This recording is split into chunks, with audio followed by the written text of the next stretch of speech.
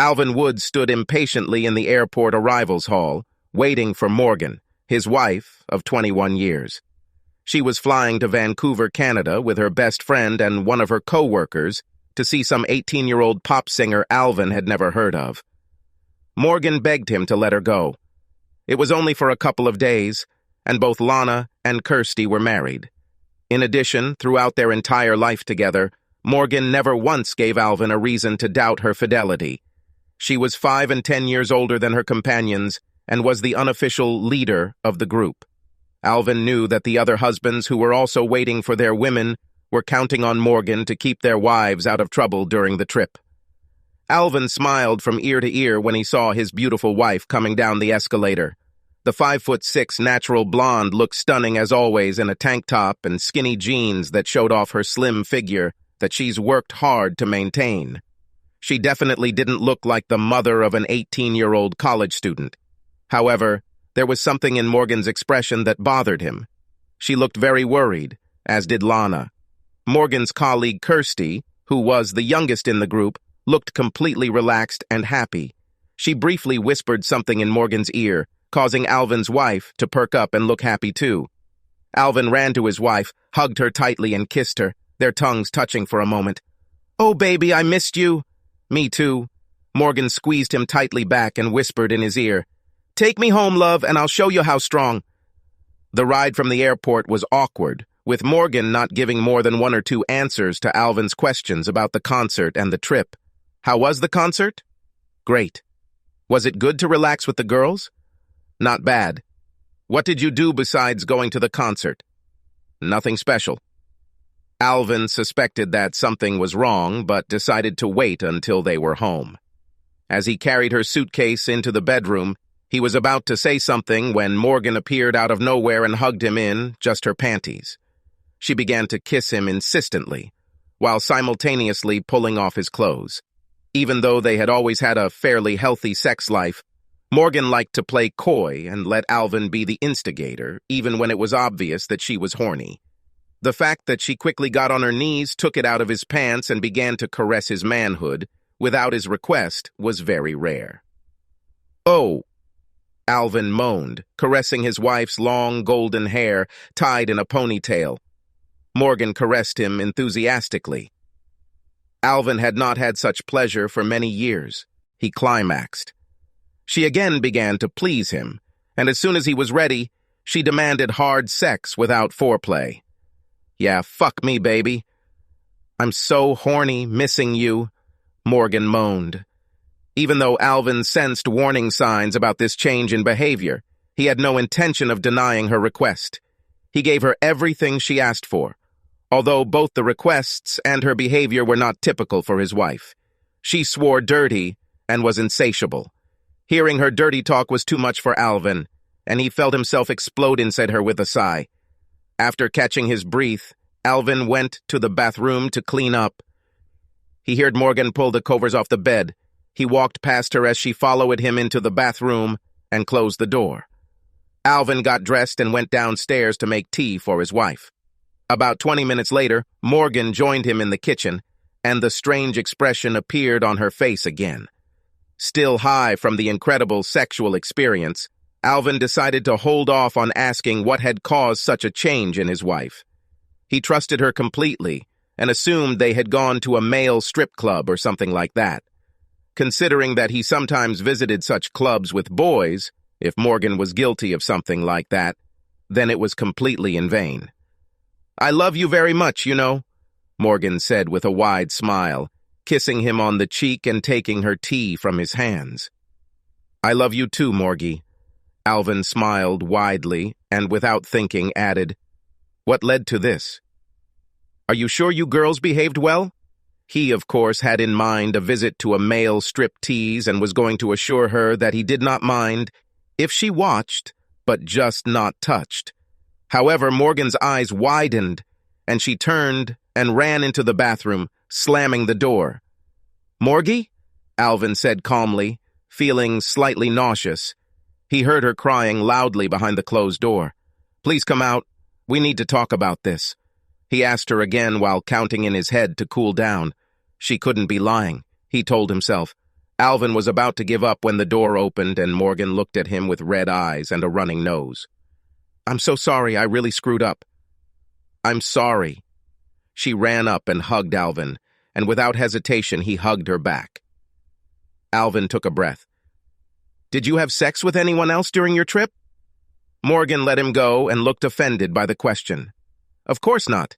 How could you think such a thing? I screwed up big time, though. All of us, especially Kirsty." "Okay, tell me what happened." Morgan shook her head. "I shouldn't tell. I mean, it would kill Wade. Wade was Kirsty's husband." Alvin reached his limit and pointed his finger at her angrily. "Either you tell me what the hell happened, or I leave after telling the other two husbands that they better talk to their wives." "Okay, please calm down." Morgan sobbed. "It's not as bad as you think, at least for me. I promise. Let's go sit in the living room." Alvin sat down in a chair, and Morgan sat on the sofa opposite him, holding a cup of tea in her hands. "I'll tell you everything, but please keep this between us, okay? I don't want to offend anyone or ruin the marriage. Promise me." Alvin snorted. "The only thing I promise is that if you don't tell me, our marriage will probably break down." "What the hell happened in Vancouver?" Morgan frowned, her eyes watering as they spoke. "There were 3 guys sitting behind us, a little younger than Kirsty. They were flirting with us before the show started. We ignored them, but then they bought beer for us girls. By the end of the show, all 6 of us were having a lot of fun. They danced and joked. I mean, it was innocent. Hell, I could have been their mother if I had given birth at 15. "Innocent?" Alvin asked coldly. "Well, for me it was like that. And mainly for Lana. Kirsty was overstepping her bounds and I kept warning her. Anyway, they invited us to dance after the show. Kirsty said yes and I said no. I called a taxi for us and we returned to the hotel. When we entered the room, Kirsty took out a joint that one of the guys gave her. Weed is legal in Canada. The 2 of them started smoking it, or I think it's called toking, and teased me until I tried it too. We were high, except for Kirsty, who was drunk and high, and giggling like teenagers at a sleepover. Then there was a knock on the door. Kirsty told the guys where we were staying, and they showed up with more booze and weed. Alvin felt his face tense as Morgan paused and looked at him with a worried look. He asked, "What happened next?" "After we'd had some fun with them, Kirsty and the guy she'd been flirting with all night started kissing. And before we knew it, they were having sex right in front of us." Morgan shrugged. "Sorry, but I couldn't help but look. The moment my brain responded to the weed, it was the hottest thing I'd ever seen. Kirsty has such a perfect body. She did what I just did to you. So, you want me to believe that you and Lana, stoned and drunk, in the presence of 2 other horny guys, watched Kirsty have sex and nothing else happened?"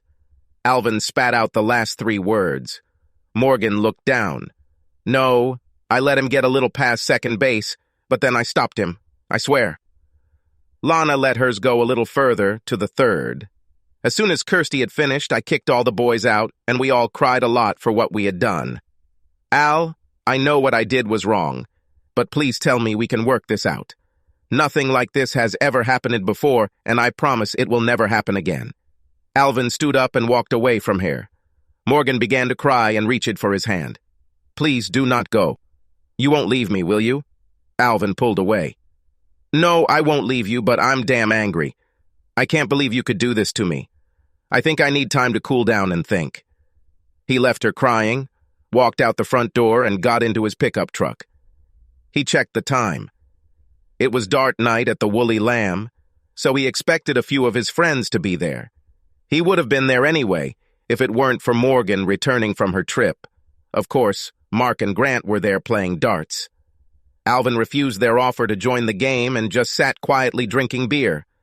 After the 4th beer, Mark managed to get Alvin to tell him what was going on. Morgan and her friends got high and fooled around with some young guys in their room. Alvin knew that both of his friends at least knew the other 2 husbands, so he withheld some details. "Mrs. doesn't even drink." "Morgan? Damn," Mark said sympathetically. "Were you fooling around? Was she just kissing or something more?" Grant asked. Alvin gave him a piercing look and said, "Morgan said she only let him get to second base, and I believe her. After so many years of living together, I would understand if she was lying. Hell, 10 years ago at a New Year's party, I got drunk, kissed Tim's wife, and grabbed her ass. It wasn't much worse, but still." "She said they all ended up at second base?" Mark said with a gloomy look. Alvin didn't intend to inform, so he lied. Morgan said they went a little past second base, but then stopped. "I can't believe you're so calm about this." Mark shook his head. Alvin raised an eyebrow. "Why?" "Yes, they kissed, and he felt her breasts through her top, and she always wears a bra. A little higher, so he was probably trying to get into it." Mark laughed coldly. "I forgot that you are almost a boomer. Al, these are the rules of your generation's baseball. Considering Morgan hangs out with younger women, I'm sure she had the new rules in mind." "New rules?" Grant nodded. "Yeah, in case you've been living under a rock, people are much more sexually liberated now, and the new rules reflect that." "Okay, what are these new rules?" Alvin frowned, not knowing whether his friends were trying to mislead him or not. Grant certainly tried, but Mark wouldn't talk about something that serious.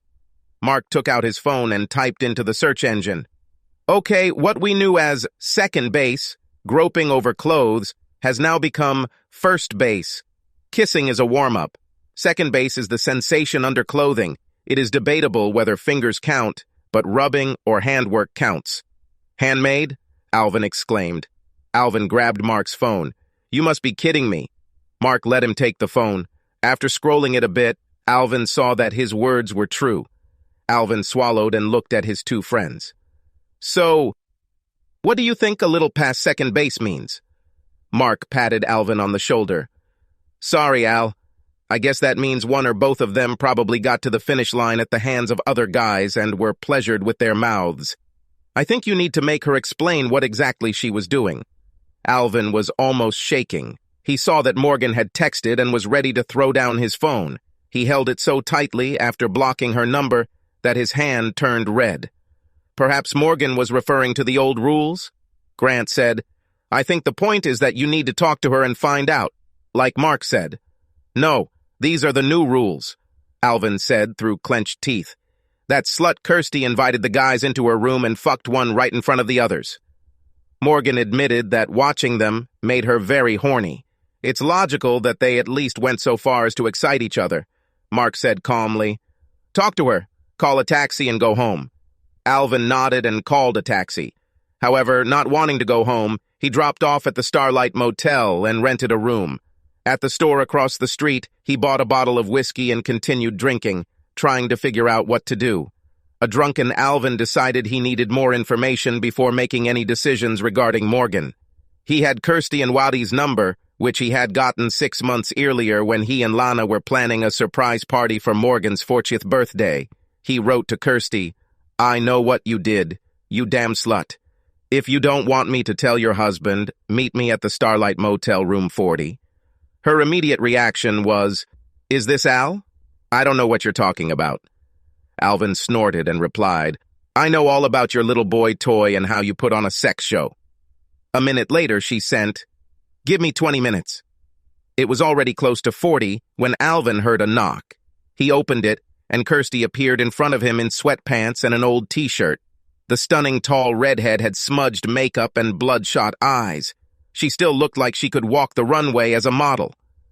"Alvin, please don't do this. You're not that kind of guy. Don't do this to Morgie," Kirsty begged as soon as the door closed behind her. "Do you think I'm blackmailing you with sex? I rented this room so I wouldn't go home drunk and say something to Morgan that I'd regret because of you. I just want to know the fucking truth. I know what you did. I want to know about Lana and my wife. I don't know for sure, I swear. I was so damn drunk." Kirsty shook her head, her eyes watering. "You couldn't be so drunk that you didn't notice anything." Alvin crossed his arms. "That's what I know. You invited some guys over, drank and smoked weed, started making out with one of them, and out of the blue started having sex with him in front of the others who were just talking. I need you to tell me what happened next. Or do I need to talk to Wade to clear your memory? Okay. Kirsty held out her hands in surrender. The other four definitely kissed. Lana lost her skirt and what appeared to be her bra before Morgie kicked them out. What about my wife? Kirsty shrugged. She was wearing that same dress. Her boyfriend, I don't know what he did to her, but he often touched her feet. Could he have touched her with his fingers? Nod. Could she please his manhood? A shrug, and then a nod. That's all I can say about that night. It's enough. Please, if you tell Wade, it will kill him, and then he will leave me. Please, Al. It was just a one-time thing for all of us. Kirsty folded her hands pleadingly. Alvin couldn't get the image out of his head of some young male pressing his wife's head down so she could please him. The alcohol that entered his system did not help him calm down. No, everything is bad with us. You almost ruined my marriage along with your own just to get something weird. I deserve a fucking payback. Kirsty's eyes widened. Please, no. Nailing me won't fix anything, and Morgie will be heartbroken. Please, Al, you're drunk. I'm not you, Alvin spat. I want you all to tell your husbands the truth, make a huge apology, and ruin our mood. You planned to hide it together. You can plan to confess and fix everything together. Kirsty's eyes widened. Are you crazy? I can't do this. Wade will leave me. If he quits, he quits. It's best if he knows the truth, Alvin snorted. I saw you whispering to Morgan at the airport. It was your idea to lie, so be the first to be damn honest. If you don't want to risk losing your man, you should keep your legs closed. Tell him, or I will do it. Come on, Alvin. Anything but this. The truth will just hurt him, just like the truth about Morgan hurts you. Kirsty cried, clasping her hands. Please, Al, punish me. But don't punish Wade. Don't drag him into this. Alvin rolled his eyes. And how do you propose I punish you? Spank your ass? Kirsty wiped her eyes and smiled. Maybe not spank me. There are other ways to punish me for such disobedience in front of your wife. Maybe you can smooth things over a little, calm your mind, and leave this between us. Have fun and pretend nothing happened. You don't know anything about what happened in that hotel room. If he had been sober, Alvin would have simply thrown her out of the room. However, a drunken Alvin began to think that perhaps he deserved a little revenge. Of course, he wouldn't go too far, maybe just feel those beautiful, firm breasts. Maybe I could agree to that.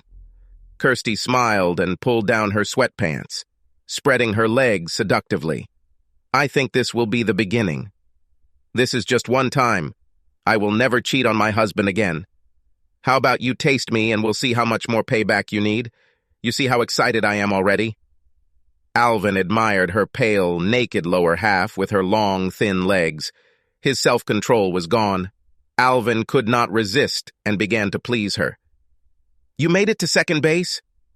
Kirsty gasped as Alvin kissed her folds. Oh, damn. You really know what you're doing. Alvin knew from Kirsty's breathing and the movement of her hips that she was probably close. And then he stopped.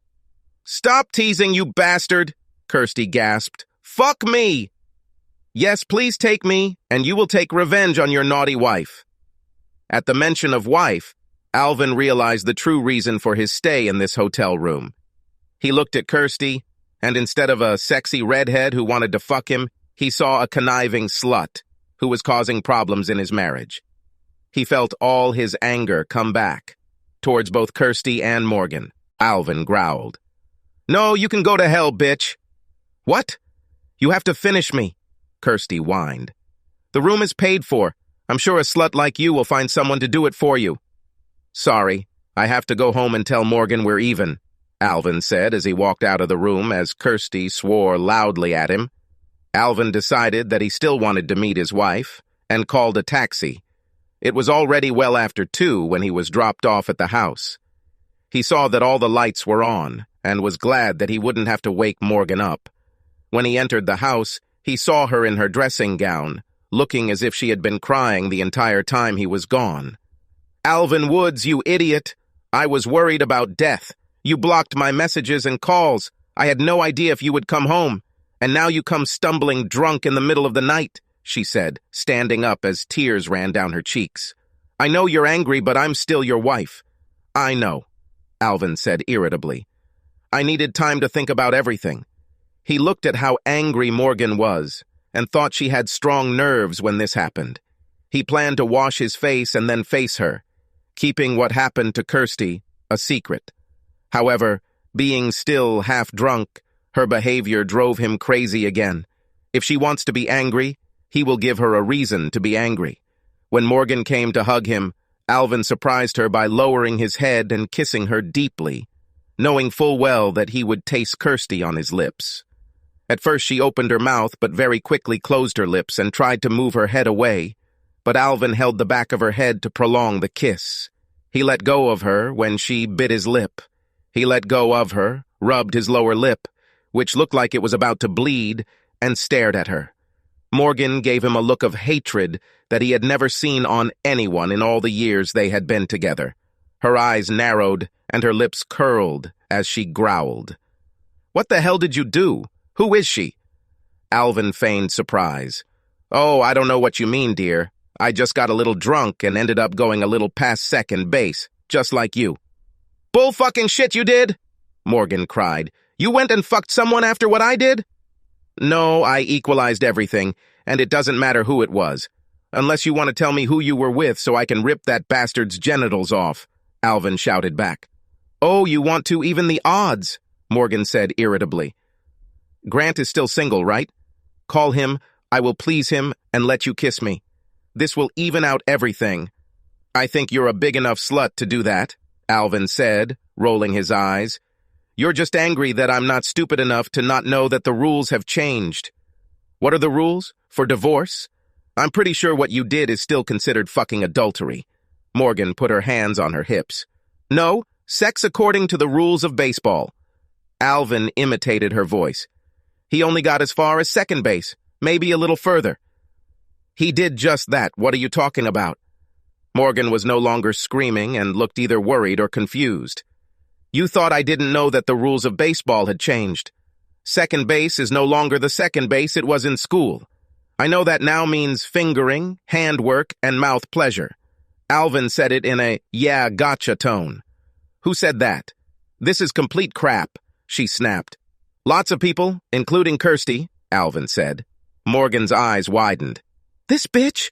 Kirsty tried to screw you? I will kill her. She turned and headed towards the bedroom. Alvin followed her. As Morgan shed her robe and put on her jeans, he said, Stop pretending. I know you meant the new rules. Kirsty already told me. His genitals were sticking out, and his hand was under your dress. How would she know? Morgan snapped, crying. Her ass was facing us, and she threw up in the bathroom right after while I was kicking the guys out. She didn't see a damn thing. How could you do this to her? Alvin rolled his eyes again. You still expect me to believe that he just lightly groped you all night while your girlfriend was playing porn star in front of you? Yes, because that's what happened, Morgan said, still crying. We kissed while he felt my breasts through my clothes. We stopped kissing while I watched Kirsty and the other guy, and I spanked his hand when he tried to touch my breasts again. He put his hand on my knee and tried to get under my dress, and I slapped him. He stood like a petulant child and watched his friend reach the finish line.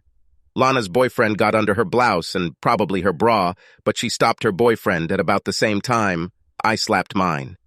Like I said, one guy ended up on second base with me, and the other guy ended up on third base with Lana.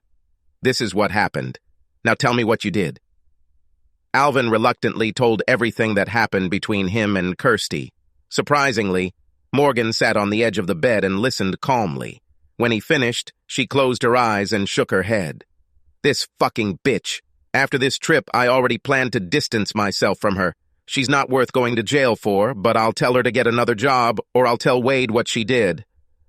Where did you get your stupid idea that second base means pleasuring with your mouth?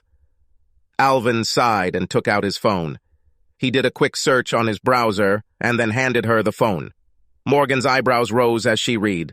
This is ridiculous. How could you think that? This is what I meant. I was already upset about what I did, and did you really think I was a complete fraud? Why didn't you ask me? I would have told you. I didn't go into detail because I was ashamed, and still am. To know that you thought so badly of me and did this with another woman. After 20+ years of marriage, you trust me so little? Do you have any idea how painful this is? Sorry, I can't be there for you, and no, I'm not running off to sleep with one of your friends. I'll sleep in Kevin's room. Just leave me alone. Alvin watched her leave and slam the door behind her. He felt like complete crap, and not just because he was starting to sober up. A complete deception. That's what he did, not she. Mark told him to go home and talk to her, but no, he had to make things right. The next day was Sunday, and the sound of Morgan's vacuum cleaner woke Alvin up. He came out of his room wearing only his shorts. Morgan looked through him as if he wasn't there. Good morning. Listen, Alvin began, but Morgan turned and carried the vacuum cleaner into the next room. For the rest of the day, she acted as if Alvin was invisible, leaving as soon as he uttered a word in her direction. If he was quiet, she remained in the same room, but did not even blink an eye in his direction. When it was time for dinner, Alvin was surprised that she set the table for two and prepared baked salmon, which was one of his favorite dishes. Alvin sat and ate, glancing at his wife, who deliberately avoided his gaze with an expression that could only be described as cold. Having finished half the portion, Alvin turned and said, Morgie, this is very tasty, even for you. Thank you for preparing this. You're welcome, came the sudden, even response from Morgan, who was still facing the wall, although her eyes still slid to the side. Can you at least let me apologize? I jumped to conclusions and really screwed up. You made a big mistake, and then I screwed up too. I'm so sorry that I thought that way about you and that what I did to Kirsty was despicable. I was drunk and angry and would never have done anything like that sober. I refused to fuck her when she tried so hard to seduce me. That must mean something, right? Morgie, what I'm trying to say is that I had it much worse than you, and I'm probably just as mad at myself as you are. Tell me how to fix everything. I love you and don't want to lose you. Morgan's lip twitched. I almost left last night. I was going to pack my bag and never look back. I know I made a terrible mistake. You should have seen how terrible I felt. But what you did was much more than what I did. It was mean and deliberate. I love you and I don't want to lose you. But I can't just forget last night. What are you talking about? Do you want payback now? Alvin asked an honest question, although he felt a little uneasy at the thought, like when he thought that Morgan had gone much further than she had hinted. No, I don't think... Maybe. Morgan shrugged and looked at him. I don't want to hurt you, but I think you really owe me. Consultation?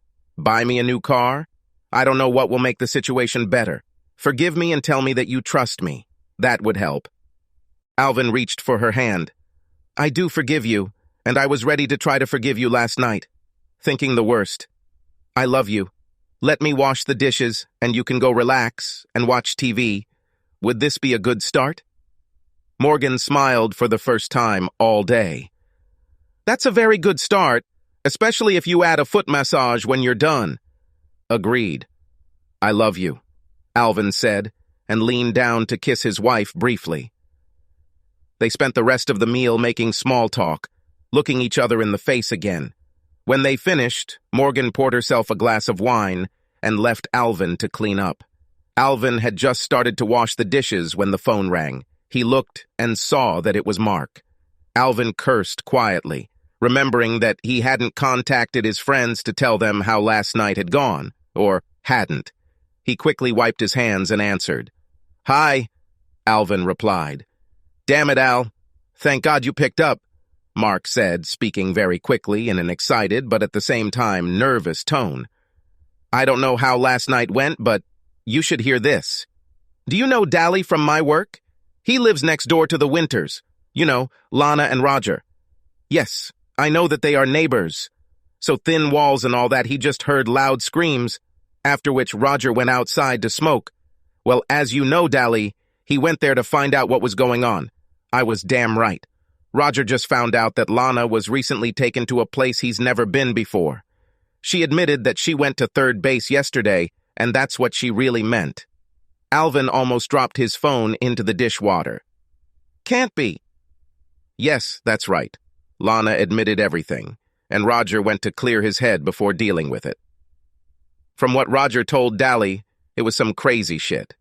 All 3 women were completely naked after playing strip poker with 3 guys and had a mouth satisfaction contest with all 3 doing it to different guys at the same time. One couple had sex, and the other switched to having her lie on her back while he pleasured her. The guys didn't have condoms, so Lana let the guy instead fuck her in a place where her husband hadn't been yet, on the bed. When this couple began to prepare for sex, the guy began to vilify her husband, calling him a cunt and all that.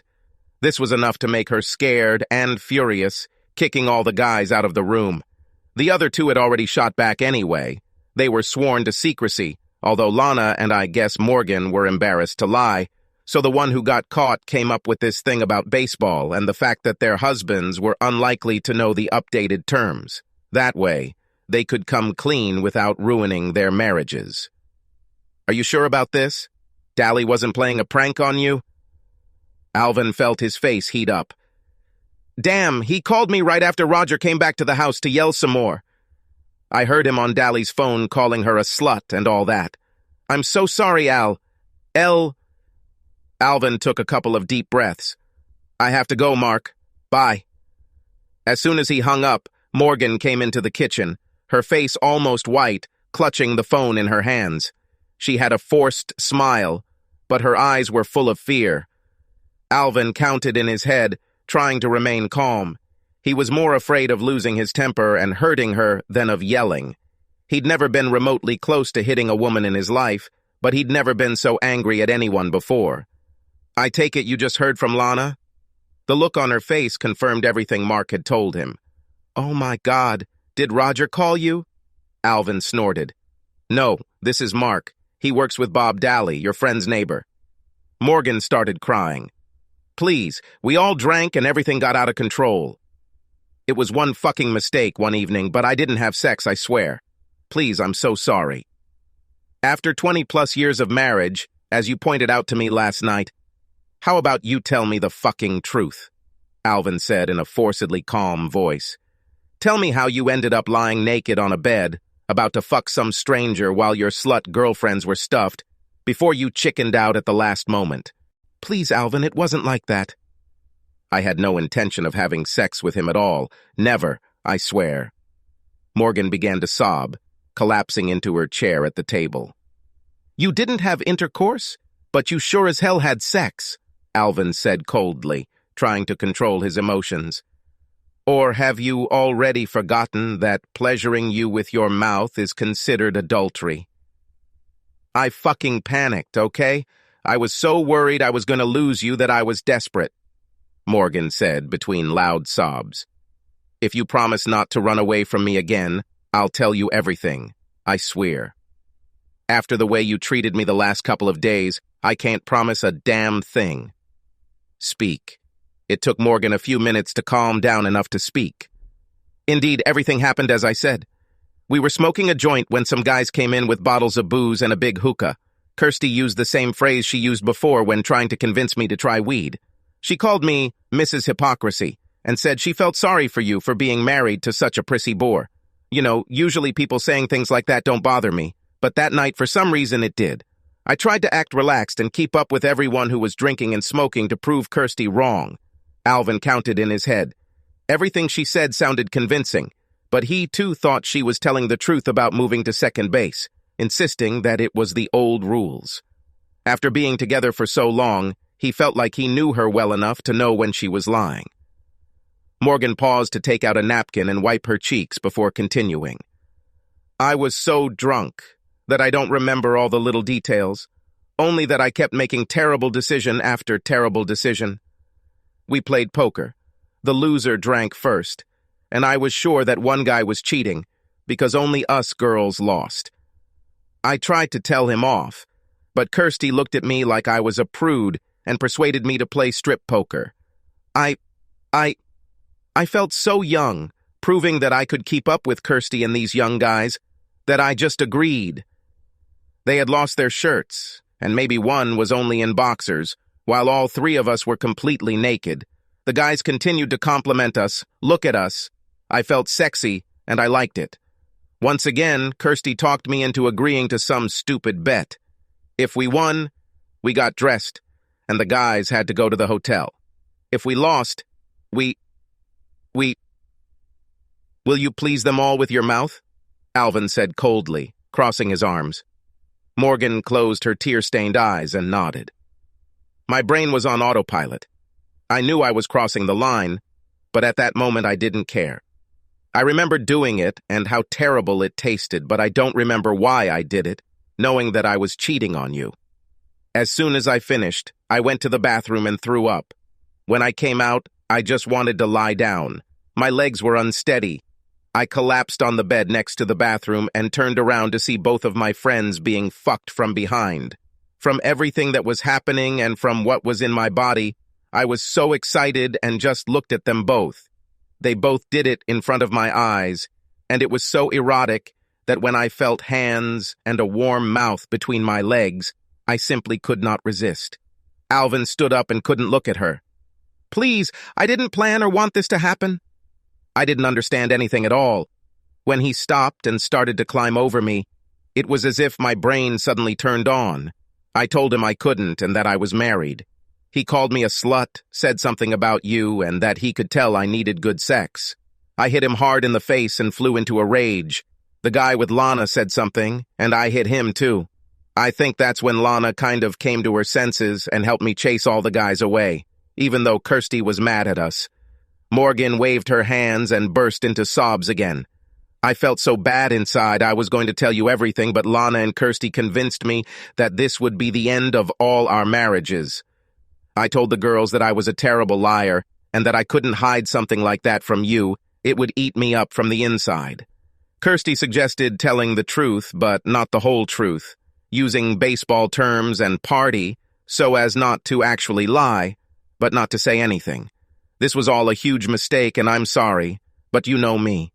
You know I love you, and I would never have done anything if I hadn't let Kirsty convince me to screw this up. Like you know, I never would have even kissed that bitch Kirsty on the cheek if I wasn't on edge, Alvin retorted. And because of this, you climbed onto the fucking podium, knowing full well that you don't have such high moral principles as you pretended to. Of course, I was damn angry. You almost fucked my friend and literally shoved it in my face, Morgan defended herself. You cheated on purpose, but I didn't. At least I didn't run away. Who, if not you, should know about this after more than 20 years of marriage? Alvin said disappointedly. Morgan, do you have any idea why I'm so upset about this? She nodded. I allowed myself to lose control of myself, committed adultery and cheated on you, and I am very sorry that this happened. But it will never happen again, I swear. Please, we can get through this. I'm willing to forget what you did if you do the same. Alvin sighed and sat down opposite his wife. He was with her longer than he had been without her in his life. This made the situation much more difficult.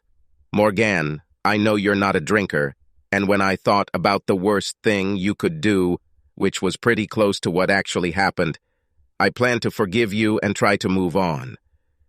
Given my actions last night, I would be a hypocrite if I didn't try to forgive your actions that evening. Morgan started crying again and reached for his hand. Oh, Al, thank you. I will make it up to you, I swear. I'm not finished yet. Alvin pulled his hand back. I'm not going to lie, cheating hurts. That's how I know what I did hurt you. However, that's not why I'm so upset. This is a lie and disrespect. It was right that you confessed to me. You used to be a terrible liar and looked so guilty that I knew it right away. But in the last 2 days, you lied to me twice so convincingly that I was absolutely sure that all that happened was just kissing while he groped your breasts through your dress and bra. People. And on my one and only time, you did it, knowing full well that I would feel like complete crap for getting involved with Kirsty. Hell, I practically humiliated myself to make it up to you. Alvin shook his head. For someone who used to hate lying, you've quickly become damn good at it. Al, I told you why, Morgan pleaded. I was so afraid of losing you. I thought the truth would ruin our marriage. No, it was a lie that did it, Alvin said decisively. Damn it, Morgan. If you had told me the truth even last night when I got home, I think I could have forgiven the first lie, which you said was rather a lie of omission. You lied so heartlessly about the entire event, and I don't think you even feel guilty about it because it was done to save our marriage. Is it true? Morgan didn't answer. Alvin rolled his eyes. How the hell can I trust you? Knowing after all these years how convincingly you can deceive me, can you promise that if you go astray again, you will tell me the truth about it? Morgan began and looked upset. That's not a fair question because I'm not going to go astray anymore. Alvin shook his head. In other words, no. You see, even if I forgive you for cheating, I cannot forgive you for lying. I love you more than anything in the world, but I no longer trust that you will be honest with me. I can't stay married to a woman I don't trust. I lied because I wanted to spare your feelings, because I love you and I thought you loved me the same, Morgan screamed, still crying. Would you leave me because of this? Now you're just lying to yourself. Sorry, I've had enough. Alvin frowned and stood up.